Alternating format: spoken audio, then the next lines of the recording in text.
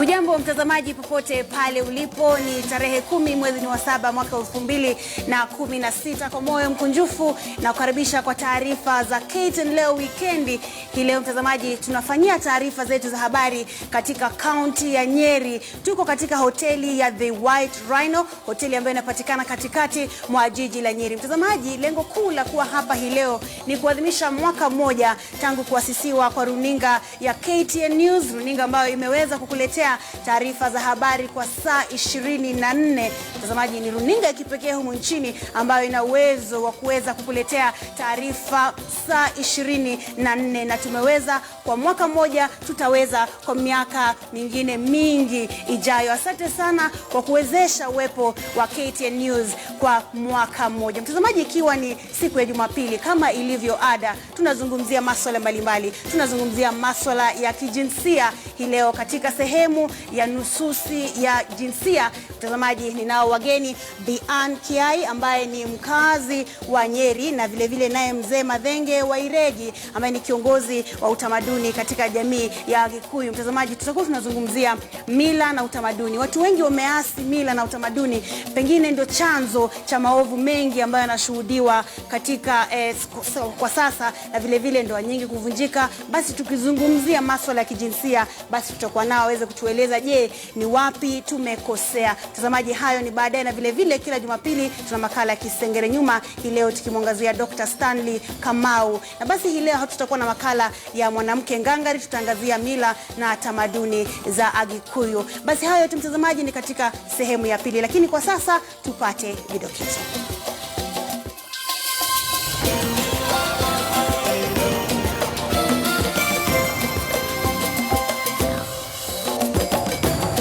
Nikiona mapolisi ni kama nimeona yule mwenye alishoot mtoto yangu. Ananiambia Diuna akanishoot. Sasa hiyo akanisukuma chini, kuamka hivi ndio akanipiga risasi. Wakenya zaidi wajitokeza kusema wamedhulumiwa na kupalilia habari za wanaharakati kwamba huenda taifa lina kikosi cha polisi kinachofurahia umwagaji damu.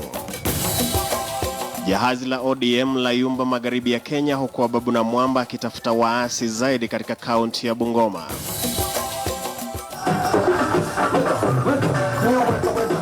KTN News yaingia eneo la kati ya Kenya kwa kishindo, huku ikiadhimisha mwaka mmoja tangu kuanza kupeperusha habari kwa saa 24.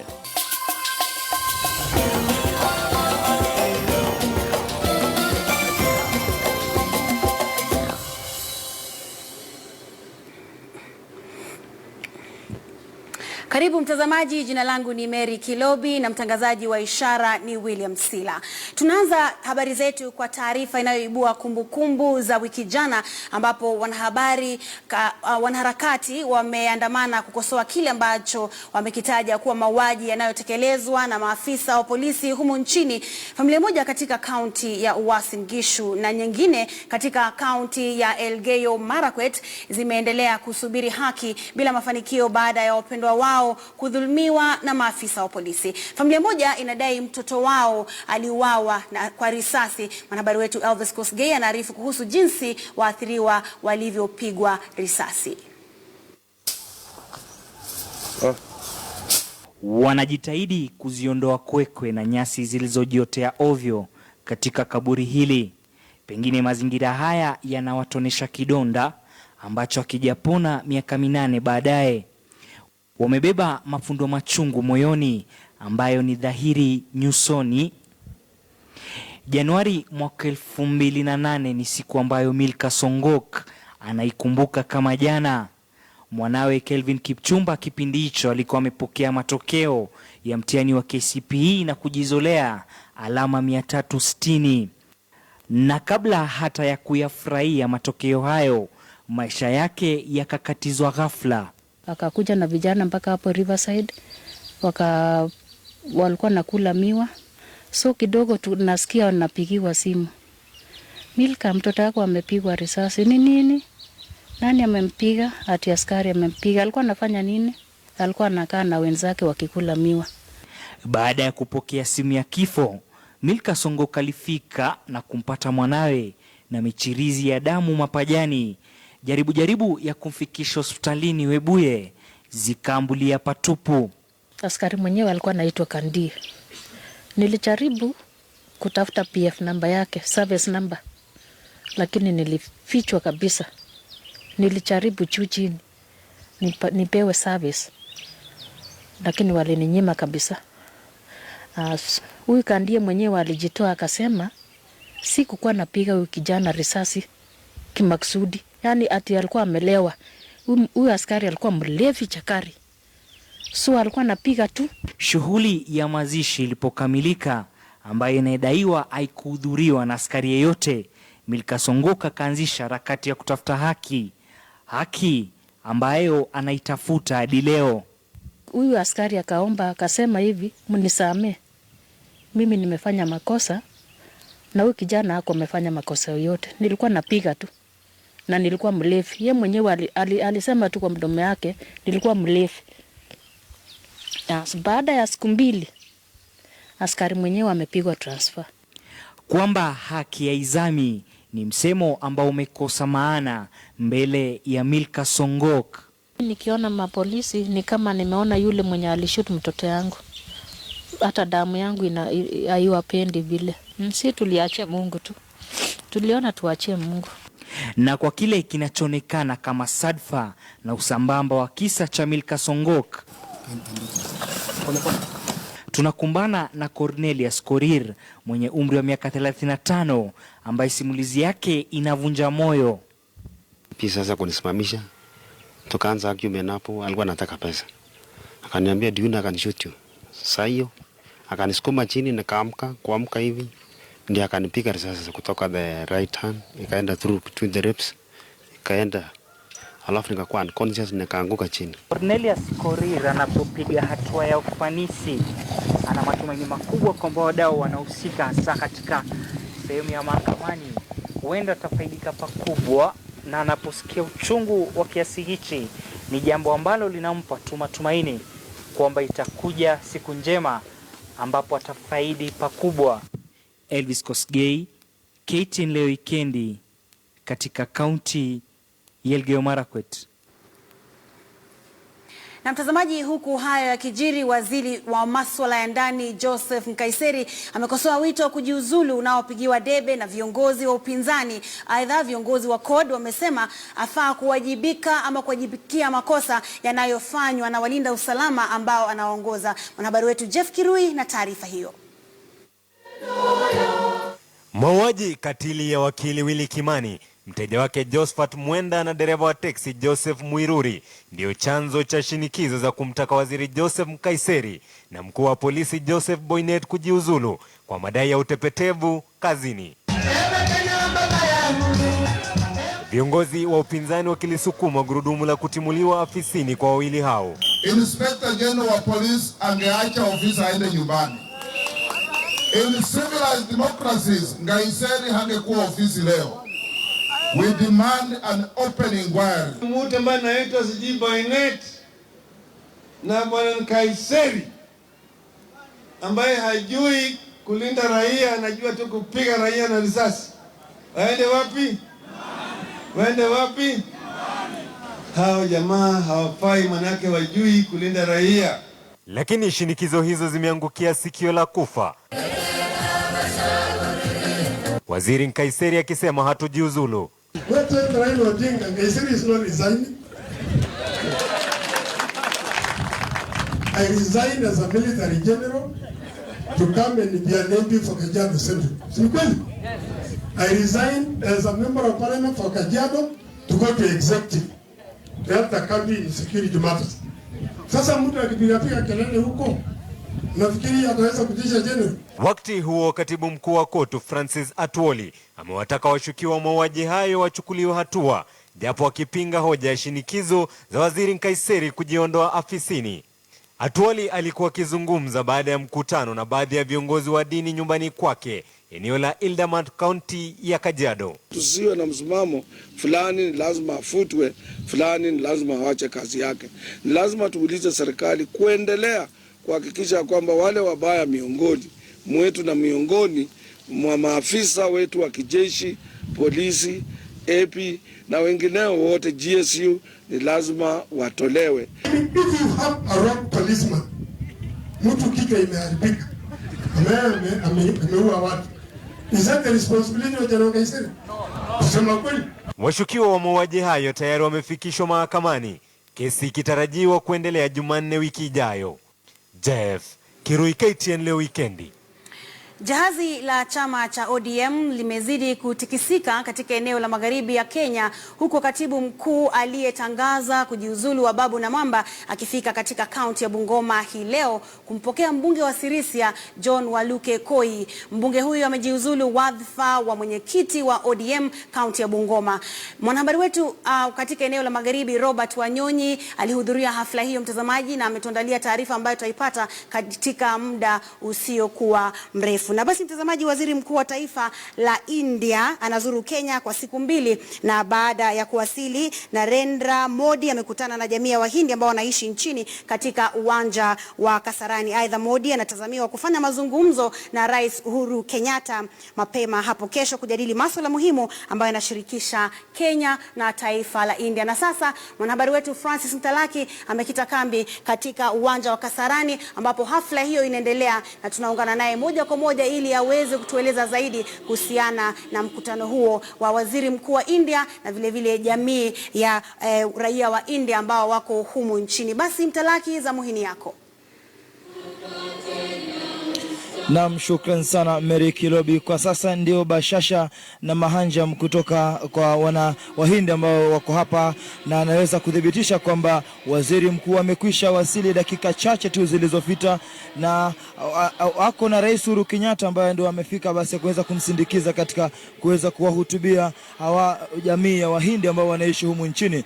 Na katika bashiri yetu ni kwamba mambo muhimu ambayo labda angeweza kuzungumzia hii leo ni kwamba ni vipi taifa hili litaweza kushirikiana kwa karibu na taifa la India, lakini hususan kwa jamii ya Wahindi labda ni kuweza kuweza kutoa mengi kuhusiana na mahala wanapotoka nchini India, na sawa na biashara ambazo wanaendeleza nchini na mchango kwa ujumla. Na sijui labda mpiga picha wangu Stanley Mbichu anaweza kusonga mbele na kuweza kutupa picha yake Rais Uhuru Kenyatta pamoja na waziri mkuu kwa kiduchu tu kabla sijaweza kuregesha na kukueleza mengi kuhusiana na shughuli hii ambayo inaendelea kwa sasa. Ndio watu wanaanza, na ni wimbo wa taifa ambao wa Kenya unaimbwa kwa sasa. Rais Uhuru Kenyatta ndio anayeongoza shughuli hii akiweza kumkaribisha waziri, ndio huyo mnaweza kumuona katika picha hiyo, na mengi zaidi basi ndio yanazidi kuanza hapa. Hiyo ni shangwe, vifijo na nderemo kutoka kwa baadhi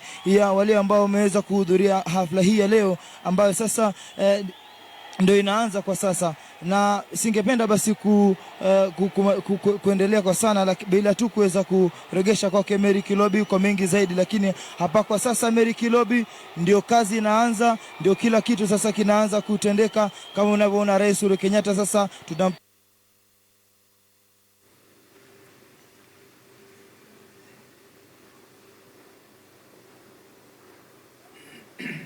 Na mtazamaji, tukiendelea na taarifa zetu, watu wawili wamepoteza maisha kwenye ajali ya barabarani iliyohusisha gari la matatu na pikipiki katika eneo la Chusu, kaunti ya Kitui. Kulingana na walioshuhudia ajali hiyo ya mwendo wa saa 1 jioni, matatu hiyo iliyokuwa ikielekea Chusu kutoka Mwingi ilikuwa ikiendeshwa kwa kasi kupita kiasi kabla ya kuigonga pikipiki iliyokuwa imebeba watu wawili. Miili ya maiti ilipelekwa katika chumba cha kuhifadhia maiti cha hospitali ya Mwingi.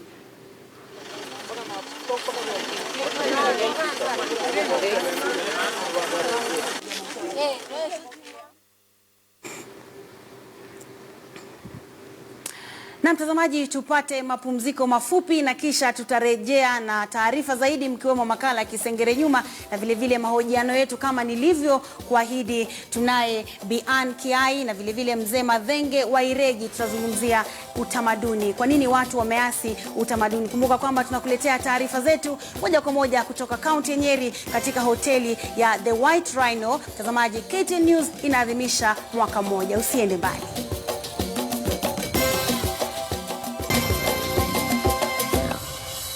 Taarifa zetu za KTN leo weekendi tukikuwa katika hoteli ya The White Rhino katikati mwa jiji la Nyeri. Na basi mtazamaji, kizazi cha sasa kinakashifiwa kwa kutupilia mbali mila na itikadi ambazo zinaweza kuipa jamii mwelekeo mwema maishani. Na katika hafla ya kuwakumbusha wenyeji wa eneo la kati tamaduni zao, wahifadhi wa historia walidokeza kuwa kupoteza mila kumechangia pakubwa kwa kuwepo kwa matatizo ambayo yanashuhudiwa na kwa sasa kama vile unywaji wa pombe kiholela. Mwanahabari wetu wa eneo hili Carol Nderi ametuandalia taarifa hiyo kwa kina.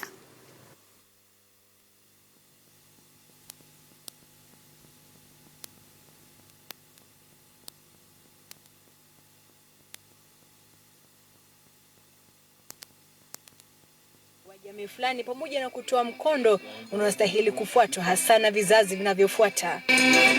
Na huku Wakenya wakihimizwa kukumbatia mila zao hasa zinazowakuza, ikiwa ni pamoja na kujiepusha na zile potovu, jamii ya Kikuyu wakati mwingine inashutumiwa kwa kusahau mila na badala yake kuiga tamaduni mambo leo. Hafla hii iliyoandaliwa mjini Nyeri ilitoa nafasi ya kuwakumbusha watu wa jamii hii umuhimu wa kukumbatia mila. Kwa mfano, tatizo kubwa linalowaathiri vijana wa eneo la kati ni unywaji wa pombe kiholela.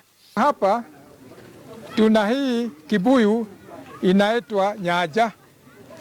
Wakati vijana wanatengeneza hii pombe hapa na ikiiva, wakiwa ni vijana 20 au 30, wanapewa nyaja moja tu peke yake ya pombe, wanaambiwa kwenda kunywa ni wapi? Kule kwa miti. Kwa sababu wazee hawakuwa nataka vijana warewe, wanakunywa ya kujifurahisha moja tu peke yake na inawatosha, kwa sababu vijana hawakuwa wanakubaliwa kukunywa pombe mpaka awe na mtoto mmoja. Sasa ndio anakubaliwa kunywa pombe, lakini pombe kidogo. Hapa nyanya huyu akionyesha bayana uandaaji wa pombe ya kitamaduni aina ya Moratina akitumia miwa. Hapa hakuna kemikali zinazotumika, kemikali ambazo zinawaua watu au kuwapofusha. Maonyesho kabambe katika uwanja huu wa Dedan Kimathi Kamukunji mjini Nyeri, ambapo hafla ya kukuza tamaduni za Kikikuyu iliandaliwa. Tazama, chakula cha kitamaduni kama vile viazi vitamu ama ngwashe, ndoma, uji na kadhalika. Litakuwa jambo la kufana iwapo washikadau watapalilia yote haya, hasa katika kuimarisha sekta ya utalii. Itakumbukwa kuwa Nyeri ilikuwa ngome ya wapiganiaji wa Mau Mau kama vile Dedan Kimathi na wengineo. You will remember that Nyeri is the original home of the Mau Mau movement. Dedan Kimathi was born here in Karunaine, and as such, we have got such a rich history of the Mau Mau movement. And that culture is eroding because of the new systems that were introduced, especially during the times of colonialism. And now we have gravitated more towards the culture of other parts of the world. Yote tisa kukumbatia mila, tamaduni na itikadi kutasaidia kutafuta suluhu ya kupambana na baadhi ya matatizo ya kisasa. Watu wanahimizwa kukumbatia na kuiga mila, itikadi na tamaduni zao. Carol Nderi, KTN, kaunti ya Nyeri.